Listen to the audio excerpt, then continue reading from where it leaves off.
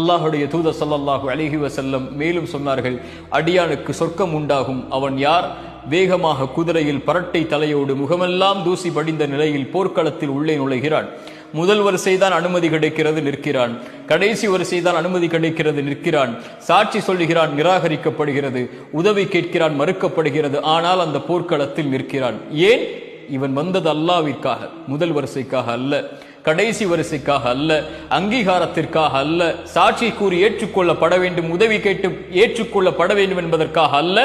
இவன் எது கிடைத்தாலும் எது கிடைக்கவில்லை என்றாலும், யார் போற்றினாலும் யார் போற்றவில்லை என்றாலும், யார் அவனுடைய சாட்சி அங்கீகரித்தாலும் யார் உதவி செய்தாலும், எந்த அங்கீகாரத்தை அவனுக்கு அந்த இடத்தில் கொடுத்தாலும் கொடுக்கவில்லை என்றாலும் நிற்பான்.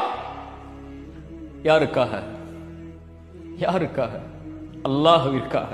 இந்த அடியானுக்கு சொர்க்கம் உண்டாகும். இந்த நபிமொழிகள் எல்லாம் எதை சொல்லுகிறது?